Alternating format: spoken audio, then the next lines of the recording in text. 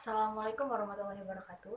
Di sini kami dari kelompok 7 ingin mempresentasikan hasil diskusi kami tentang teori konsumsi dalam Islam yang beranggotakan saya sendiri, Aldes Ramadanti, sebagai pemateri dan moderator. Selanjutnya ada Dani Afrizal, Desita Ismawati, Putri Laila Sari, Rifki Jainal, Safira Ijati Putri, dan Safira. Selanjutnya ada teori konsumsi Islam. Pengertian konsumsi. Dalam pengertian ilmu ekonomi, konsumsi adalah suatu kegiatan yang bertujuan untuk mengurangi atau menghabiskan faedah suatu benda, barang atau jasa dalam rangka pemenuhan kebutuhan. Dalam pengertian Islam, kegiatan ekonomi adalah cara untuk meningkatkan pahala, menuju falah atau kebahagiaan dunia dan akhirat. Berkonsumsi dalam Islam pada dasarnya harus musalahah sebagai kebutuhan dan kewajiban. Selanjutnya, perilaku konsumen dapat dibagi menjadi 4 tahapan, yaitu yang pertama, preferensi konsumen. Langkah awal ini menjelaskan alasan bagaimana seseorang memilih suatu barang tertentu daripada jenis barang yang lain. Yang kedua, garis anggaran. Konsumen akan mempertimbangkan faktor harga dan memutuskan sesuai dengan pendapatan yang dimilikinya. Penggabungan preferensi konsumen dengan garis anggaran menentukan apa yang akan dilakukan oleh konsumen tersebut. Yang ketiga, pilihan-pilihan konsumen. Setelah mengetahui preferensi konsumen dan pendapatan yang dimiliki, konsumen memilih kombinasi barang-barang yang dapat memaksimalkan kebutuhan mereka. 2. Fungsi konsumsi dalam Islam. Berdasarkan fungsi konsumsi, seseorang atau sebuah rumah tangga akan berupaya untuk memaksimalkan masalah dalam setiap melakukan aktivitas konsumsi. Memaksimalkan masalah berarti dapat memenuhi kebutuhan dasar serta meningkatkan manfaat dan berkah. Sebagaimana telah diungkapkan, semua aktivitas manusia untuk kebaikan adalah ibadah, maka konsumsi juga termasuk aktivitas ibadah. 3. Teori perilaku konsumen Islam. Teori perilaku konsumen yang dibangun berdasarkan syariah konvensional, perbedaan yang berdasarkan dengan teori menjadi pondasi teori motif dan tujuan konsumsi hingga teknik pilihan dan alokasi anggaran untuk tujuan konsumsi. 4. Perilaku dan prinsip konsumsi Islam. Perilaku konsumsi Islam menurut Yusuf Kardawi. Yang pertama, membelanjakan harta dalam kebaikan, tidak melakukan kemuziran, menjaga aset, menjauhi hutang, tidak hidup boros dan mewah. Ada 3 nilai dasar yang menjadi landasan perilaku konsumsi masyarakat muslim. Yang pertama, keyakinan adanya hari kiamat. Yang kedua, konsep sukses seorang muslim dengan moral agama Islam. Yang ketiga, kedudukan harta adalah anugerah Allah. 5. Teori kebutuhan dan keinginan. Teori konsumsi lahir karena teori permintaan barang dan jasa, sedangkan permintaan akan timbul karena adanya keinginan dan kebutuhan. Landasan fikih teori ekonomi Islam yaitu barang-barang kebutuhan dasar dapat didefinisikan sebagai barang dan jasa yang dapat memenuhi kebutuhan atau mengurangi kesulitan hidup. B. Landasan teoritis perilaku konsumsi dalam Islam. Perilaku konsumen mempelajari bagaimana manusia memilih di antara berbagai pilihan yang dihadapinya dengan memanfaatkan sumber daya yang dimilikinya. Teori perilaku konsumen muslim yang dibangun berdasarkan syariah Islam memiliki perbedaan yang mendasar dengan teori konvensional. Perbedaan ini menyangkut nilai dasar yang menjadi pondasi teori, motif dan tujuan konsumsi sehingga teknik pilihan dan alokasi anggaran untuk konsumsi. C. Landasan filosofi perilaku konsumen Islam. 1. Konsumen muslim sebagai Islamic man.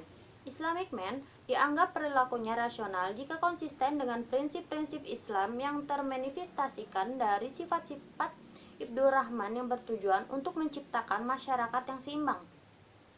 Tauhidnya mendorong untuk yakin Allah lah yang berhak membuat aturan dan wajib ditaati untuk mengantarkan kesuksesan hidup. Islamic man dalam mengonsumsi suatu barang tidak semata-mata bertujuan memaksimumkan kepuasan, tetapi selalu memperhatikan apakah barang itu halal atau haram, insyraf atau tidak, tabij atau tidak, mudarat masyarakat atau tidak, dan lain-lain. Ketakwaannya kepada Allah dan kepercayaannya kepada hari kiamat membuatnya senantiasa taat kepada rules Allah dan Rasulnya. 2. Prinsip-prinsip perilaku konsumen dalam Islam. Yang pertama ada prinsip keadilan, kedua prinsip kebersihan, yang ketiga prinsip kesederhanaan, yang keempat prinsip kemurahan hati, dan yang kelima prinsip moralitas. Dan D. Urgensi konsumsi yang Islami. Islam memang sangat menganjurkan dan mewajibkan setiap orang, setiap hamba Allah untuk senantiasa memenuhi kebutuhannya dalam menjalankan kehidupan sehari-hari, agar senantiasa bisa beraktivitas dan bisa menjalankan ibadah kepada Allah Subhanahu wa Ta'ala. Namun yang diperhatikan adalah kehalalan dan keharamannya, baik dalam proses jual belinya ataupun dalam proses mendapatkannya, bahkan dalam proses mengkonsumsinya. Saya Syafira Izati Putri akan menjelaskan tentang konsumsi intertemporal dalam Islam. Monzerkaf berusaha mengembangkan pemikiran mengenai konsumsi intertemporal dalam Islam dengan membuat asumsi sebagai berikut. Yang pertama, Islam dilaksanakan oleh masyarakat, zakat hukumnya wajib. Yang kedua, tidak ada riba dalam perekonomian. Yang ketiga, mudharabah wujud dalam perekonomian. Yang keempat, pelaku ekonomi bersikap rasional dengan memaksimalkan kemaslahatan. Selanjutnya, konsep final spending. Final spending adalah konsumsi dan infak seseorang muslim, yaitu konsumsi yang berorientasikan duniawi untuk menjaga berbagai macam kebutuhan daruriyat. Maksud dari konsumsi itu sendiri adalah penjagaan terhadap eksistensi agama, kehidupan, akal, keturunan, dan juga harta benda. Kelima hal ini dikenal dengan suatu konsep tentang al-kuliyat al-khamsah. Beberapa hal yang harus dipahami terlebih dahulu ketika ingin mengaplikasikan makosid al-syariah dalam final spending, antara lain pemenuhan the basic need, yaitu daruriyat. Pemenuhan the basic need bertujuan untuk mewujudkan kesejahteraan terhadap manusia. Allah pernah melukiskan kesejahteraan surgawi dalam peringatan Allah kepada Adam yang tertera dalam Quran surat Toha 117 sampai dengan 119. Konsumsi berorientasikan akhirat. Islam mengajarkan para konsumsi yang berorientasikan akhirat demi meratanya kesejahteraan manusia. Membelanjakan harta untuk membantu perekonomian masyarakat miskin merupakan suatu keharusan. Terima kasih. Selanjutnya akan dilanjutkan oleh teman saya, yaitu Safira. G. Hubungan konsumsi, investasi, dan tabungan. 1. Konsumsi. Konsumsi adalah kegiatan dalam memanfaatkan atau menggunakan barang dan jasa. Kegiatan konsumsi atau pengeluaran konsumsi terdiri atas konsumsi pemerintah, government consumption, dan konsumsi rumah tangga atau private consumption. Namun dalam pembahasan ini difokuskan pada konsumsi rumah tangga yang memiliki porsi terbesar dalam pengeluaran konsumsi total atau agregat. 2. Investasi. A. Konsep investasi. Investasi pada prinsipnya merupakan segala sesuatu yang dilakukan untuk meningkatkan kemampuan atau menambah nilai potensi sumber daya yang lebih tinggi. Dengan demikian, investasi tidak hanya dalam bentuk fisik, tetapi juga non-fisik atau peningkatan sumber daya. B. Perhitungan nilai investasi. Seseorang atau perusahaan sebelum melakukan investasi akan melakukan studi kelayakan investasi atau bisnis. Pertimbangan pokok dari keputusan investasi adalah berapa nilai sekarang, present value, dari uang yang akan kita peroleh di masa mendatang, atau future value dari jumlah uang yang kita investasikan saat ini. C. Faktor-faktor yang mempengaruhi investasi.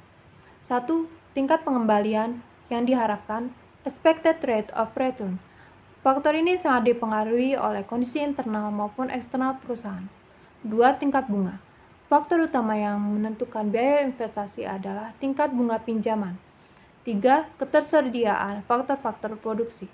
Ketersediaan faktor produksi yang banyak dan mudah didapat akan menarik minat berinvestasi. 4. Peluang pasar. Semakin besar pasar bagi hasil, maka investasi akan semakin menguntungkan. 5. Iklim usaha yang kondusif. Kebijakan pemerintah pusat maupun daerah yang mendukung iklim investasi akan menarik minat investor. 6. Terjaminnya keamanan dan stabilitas politik. Pelaku investasi tidak mau beresiko terhadap keamanan aset usahanya apabila pemerintah maupun masyarakat tidak menjaga keamanan. 3. Tabungan. Tabungan masyarakat ikut berpengaruh terhadap arus yang beredar terhadap investasi, produksi pemerintah dan berperan dalam rangka stabilitas dan pembangunan ekonomi.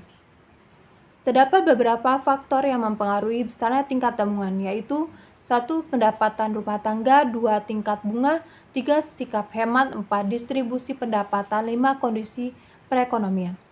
4. Hubungan antara konsumsi, tabungan, dan investasi. Terdapat hubungan antara konsumsi, tabungan, dan investasi. Apabila tingkat konsumsi tinggi, maka tingkat tabungan akan rendah. Rendahnya tabungan yang berfungsi sebagai sumber utama lembaga keuangan, bank atau non-bank dalam melakukan pinjaman akan berdampak pada berkurangnya jumlah pinjaman yang disalurkan kepada nasabah. Hal ini akan menyulitkan para pelaku investasi dalam memperoleh pinjaman untuk melakukan investasi. Sekian presentasi dari kelompok 7. Terima kasih. Kami akhiri. Wassalamualaikum warahmatullahi wabarakatuh.